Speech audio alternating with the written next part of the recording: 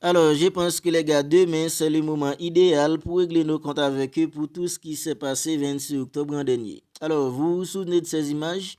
C'est en fait en 26 octobre dernier, après que le Real Madrid ait gagné le Classico de 26 octobre dernier 2 buts à 1.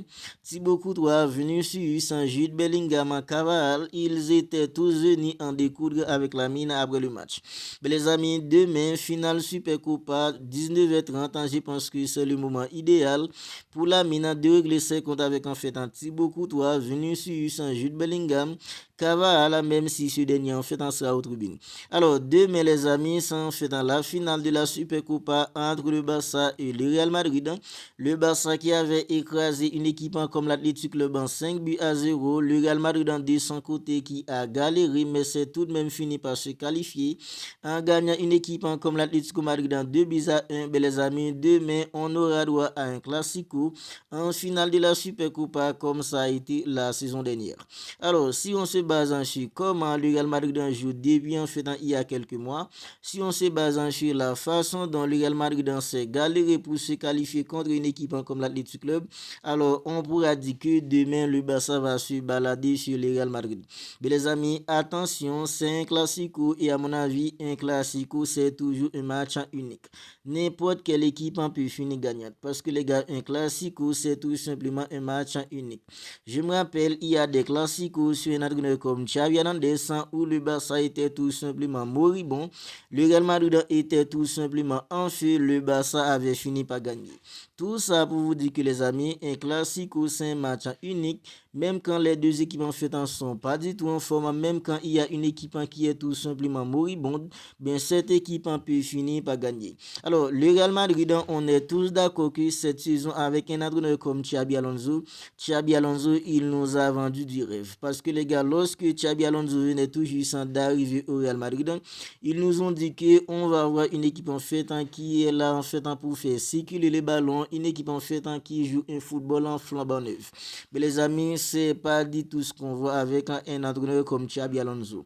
Le Real Madrid, c'est une équipe en fait qui peine au milieu parce que les gars, le Real Madrid dans la créativité, ils sont tout simplement nuls.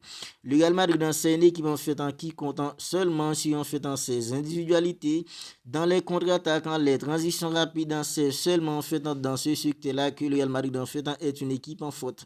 Dans les transitions rapides, dans les contre-attaques, le Real Madrid avec des mecs comme Vinicius Junior, Kylian Mbappé, des mecs en fait comme Rodrigo, Federico Valverde, dans les transitions rapides, dans les contre-attaques, le Real Madrid c'est seulement dans ces secteurs-là que le Real Madrid en fait pu faire mal à n'importe quelle équipe. Demain, une équipe comme le Barça qui a des millions en fait un créateur comme Pedri, Frenkie de Jong, que ce soit fait dans Dani Olmo ou Fermin Lopez, je pense que les gars, demain, la bataille du milieu, c'est le Barça en fait qui l'aura. Parce que les gars, Pedri dans le tempo, Frenkie de Jong aussi, des mecs en fait comme Dani Olmo ou Fermin Lopez, je pense que les gars en fait dans la créativité, demain, le Barça en fait aura en fait beaucoup plus de facilité que le milieu en fait du Real Madrid. Mais les gars, c'est tout de même le Real Madrid. Un classico, ça peut tout simplement transformer n'importe quel joueur. Alors, contre une équipe comme l'Atlético Madrid, on avait vu des mecs en fait comme Jude Bellingham. Physiquement, au bon en fait du 65e minute de jeu, il pouvait tout simplement plus. Des mecs en fait comme Kamavinga, des mecs en fait comme Chouameni, ils peinent tout simplement dans la créativité. Ils n'arrivent pas à déclencher les mouvements. Parce que les gars, le Real Madrid, c'est tout simplement une équipe qui joue un jeu en fait en stéréotypé. Ils ne peuvent pas déclencher les mouvements. Il n'y a pas de créativité au milieu. Alors, demain, le secteur où le Barça doit plus faire attention, les amis, c'est surtout l'espace que le Barça va laisser au dos. Parce que les gars, des mecs en fait comme Federico Valverde, ils peuvent lancer en fait des mecs comme Rodrigo et Xabi Alonso en conférence de presse. Ils avaient dit que un mec en fait comme Kylian Mbappé, en fait, il est fort probable pour qu'il soit là. Alors, si Kylian Mbappé joue, on est tous d'accord qu'il est grand fait dans les espaces qui va laisser une équipe comme le Barça au dos. Des mecs en fait comme Federico Valverde, il peut lancer des mecs en fait comme Rodrigo, des mecs comme Vinicius, des mecs comme Kylian Mbappé. Ils vont tout simplement essayer d'exploiter en fait dans les espaces qui va laisser une équipe comme le Barça au dos. Voilà en fait le secteur où le Barça doit faire le plus attention. Ben les gars, si on se base en fait sur la créativité, déclencher les mouvements, une équipe en fait qui a un jeu d'ensemble, on est tous d'accord que le Real Madrid de Xabi Alonso, c'est tout simplement pas ça. Le Barça demain les amis, le classico qu'on a eu en fait le 26 octobre dernier, demain ça sera en fait un autre classico. Le Barça qu'on avait vu contre une équipe comme le Real Madrid le 26 octobre dernier, demain les amis, ça sera en fait un autre Barça.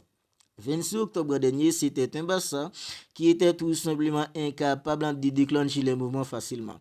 Alors, Pedri, il était là, ben Pedri, les gars, il jouait tout blessé. Il jouait tout blessé parce que les gars, Pedri, il n'était pas vraiment en forme en 26 octobre dernier. Il n'y avait pas aussi Juan Garcia. Le gardien fait qui fait peur quand il est dans le carré du Barça. Il n'y avait pas aussi Rafinha. Rafinha, les amis, c'est le mec en fait qui transcende dans l'attaque d'une équipe comme le Barça. Il y a Lamine, il y a en fait un Robert Lewandowski, il y a Rashford, il y a en fait un Ferran Torres. Bien Lamine, alors Rafinha, disons, quand il est là, il transcende dans toute l'attaque du Barça. Parce que Rafinha, c'est lui en fait qui déclenche en premier le pressing.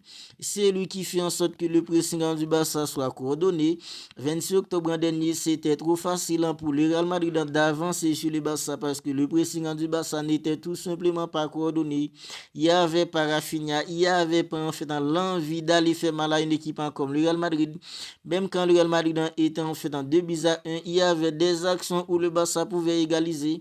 Mais demain les amis, je pense que les gars, on aura en fait un Barça complètement différent que le Barça qu'on a eu 26 octobre dernier. Parce que le Barça qu'on a maintenant, c'est un Barça en fait qui est beaucoup plus en forme, c'est un Barça en fait qui est beaucoup plus clair dans ce qu'il fait sur les terrains. Le pressing du Barça est beaucoup plus coordonné maintenant, le contre-pressing marche beaucoup mieux.